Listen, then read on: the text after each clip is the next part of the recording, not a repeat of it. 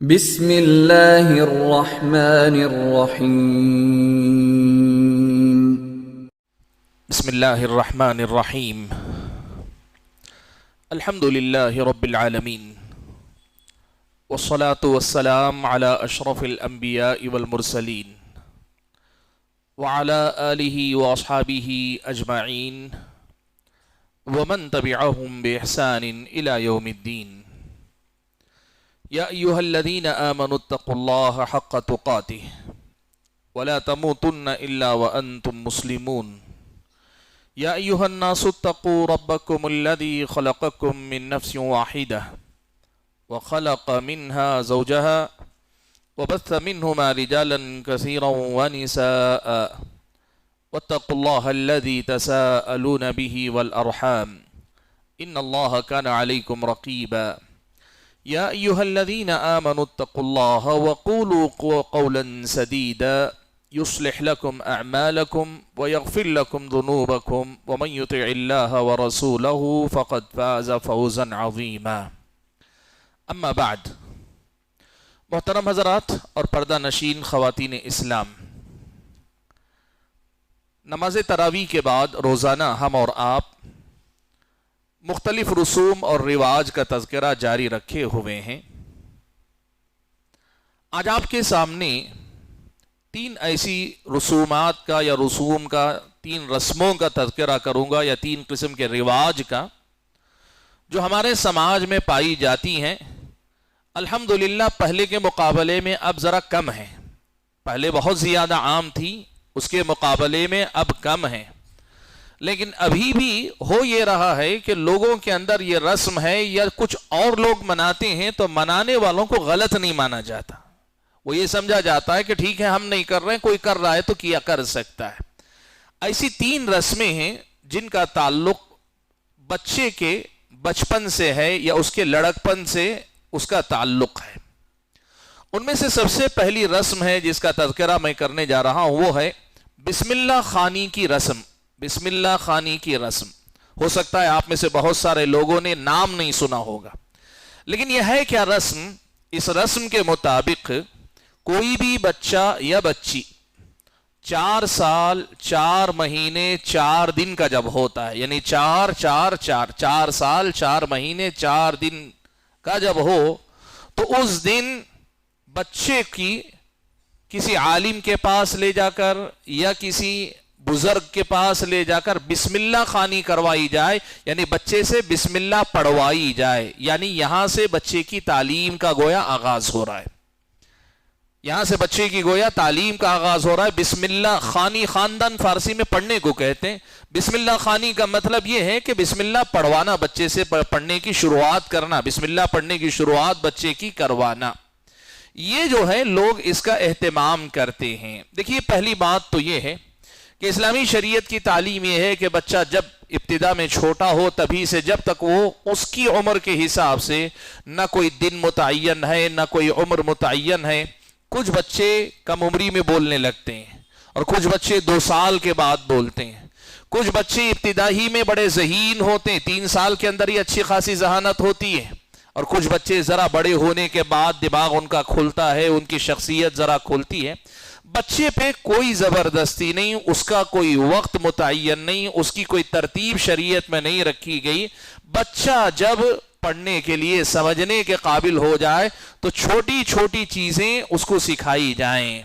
جیسے اللہ کے نبی صلی اللہ علیہ وسلم نے حضرت عمرو بن سلمہ کو دیکھا کہ کھانا کھانے بیٹھے ہیں، وَكَانَتْ يَدِي تَطِيشُ فِي الصَّحْفَةِ، کہتے ہیں کہ برتن میں میرا ہاتھ ادھر ادھر جا رہا تھا۔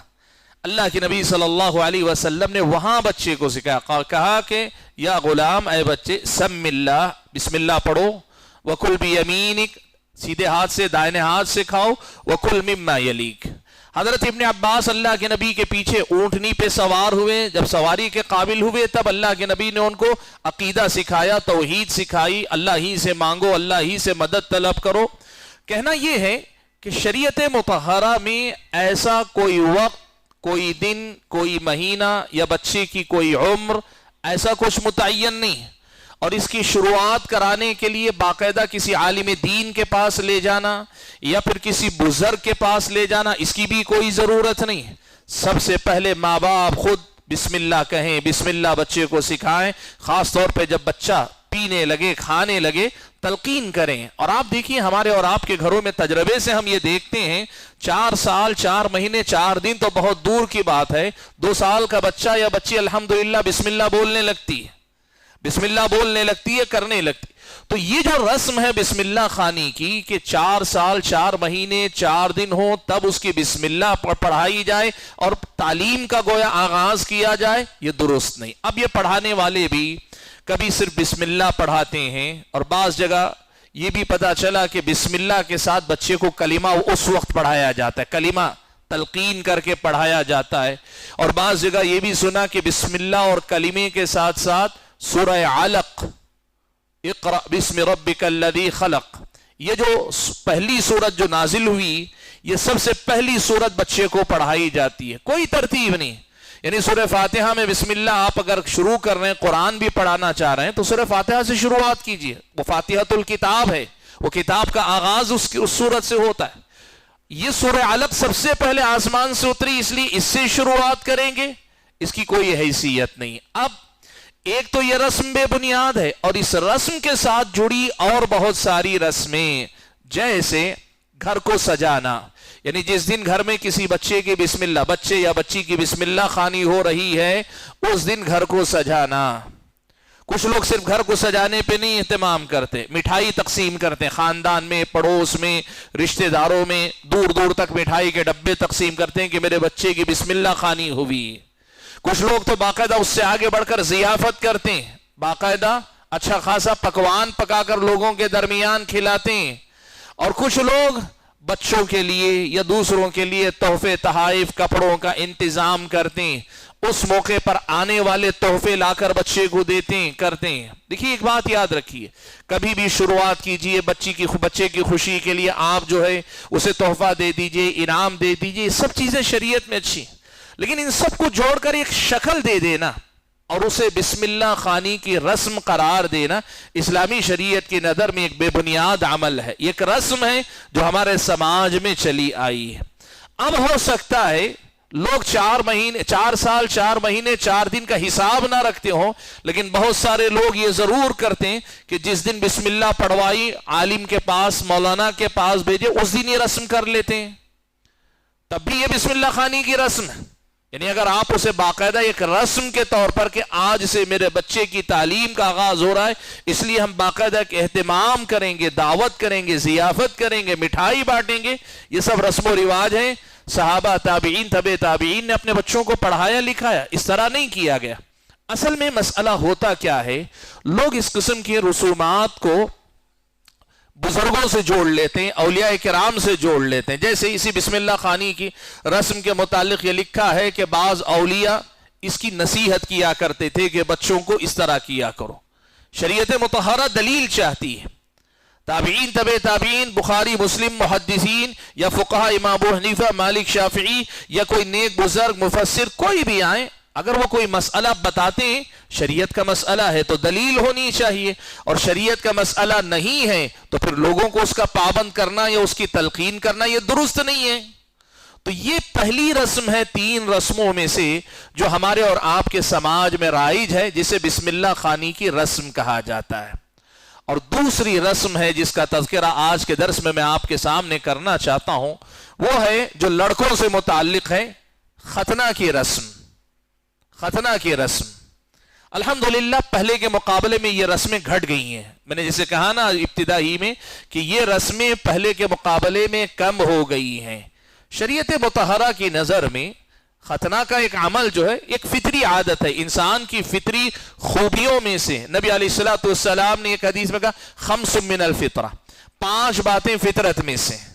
پھر اللہ کے نبی نے گنائی اس میں ختنہ کرنا، بالغ ہو جانے والے لڑکے یا لڑکی کو اس طرح استعمال کر کے اپنے زائد بال نکالنا، مونچھ کاٹنا، ناخن تراشنا، اللہ کے نبی صلی اللہ علیہ وسلم نے گنائی یہ ساری چیز۔ یہ فطرت کی باتیں ہیں کہ آدمی ان تمام چیزوں کو پاکی صفائی کے مقصد سے اور سنت سے قربت کے لیے، انبیاء علیہ السلام کے طریقے پر چلنے کے لیے اس کو انجام دے۔ اب یہ کام کبھی بھی ہو سکتا ہے، کبھی بھی ہو سکتا ہے، بچے کے بچپن میں ہو گئی، لڑکپن میں ہو گئی، آدمی کے بلوغت سے پہلے ہو جائے، یہ زیادہ بہتر، اس لیے کہ اس میں پاکی صفائی کا بہت بڑا مسئلہ ہوتا ہے۔ استنجا کے بعد، پیشاب کے بعد قطرے باقی رہ جانے یا ناپاکی رہنے کے بڑے امکانات رہتے ہیں۔ اگر ختنہ نہیں ہوتی تو مکلف بالغ ہونے سے پہلے ہو جائے، کبھی بھی ہو سکتی ہے۔ یہ اسلامی شریعت کے مطابق ایک سیدھا سادہ عمل۔ اب آپ نے کبھی سوچا، مثال کے طور پر کوئی آدمی اپنے بال کٹوانے حجام کے پاس جا رہا ہے تو اس کی کوئی رسم ہوتی ہے؟ ایک آدمی مونچھ کاٹ رہا ہے تو مونچھ کاٹنے کی کوئی رسم منائے گا؟ ناخن کاٹ رہا ہے تو اس کی رسم منائے گا؟ یا اپنے زائد بال نکال رہا ہے اس کی کوئی رسم منائے گا؟ ختنہ بھی ایسا ہی ایک عمل ہے۔ حدیث میں اللہ کے نبی صلی اللہ علیہ وسلم نے ان سب چیزوں کو ایک ساتھ ذکر کیا۔ اس کو الگ سے ایک رسم کے طور پہ منانا اور ساری گلی میں، سارے محلے میں ڈھنڈورا پیٹنا۔ بچپن میں ہم نے دیکھا ہے اس بچے کو جس کی ختنہ کی جاتی ہے، الگ قسم کے رنگین کپڑے پہنا دیے جاتے، لنگی لال قسم کے، لال یا گیروے رنگ کی یا دوسرے رنگ کی۔ یہ سب رسمیں ہیں جو لوگوں نے اپنی طرف سے بڑھا لی، دین کا حصہ نہیں ہے۔ شریعت مطہرہ نے جن مسائل کو آسان کیا، اب وہ ختنہ کی رسم ہے، بچے کو کچھ چیزیں پڑھوائی جاتی، کلمہ پڑھوایا جاتا ہے یا کچھ کلمات اس سے بلوائے جاتے ہیں۔ عجیب طرح کی رسمیں لوگوں نے ایجاد کی ہوئی ہیں۔ دیکھیں یہی سب ہے، اصل دین کہیں رہ گیا۔ وہ جو عرب کا دین تھا، وہ جو اللہ کے نبی کا دین تھا، وہ جو مکہ و مدینہ سے آیا دین تھا، وہ کہیں رہ گیا۔ ہم انہی سب رسموں کے اندر ڈوبے ہوئے رہ گئے اور اسی کو دین مان کر چل رہے ہیں۔ یہی سب سے بڑی مصیبت ہے رسم و رواج کی، کہ یہ دین کی جگہ لے لیتی ہے، لوگ اس کی پابندی کرنے لگتے ہیں۔ پیارے نبی صلی اللہ علیہ وسلم کے زمانے میں ایسا کوئی اہتمام نہیں ہوتا۔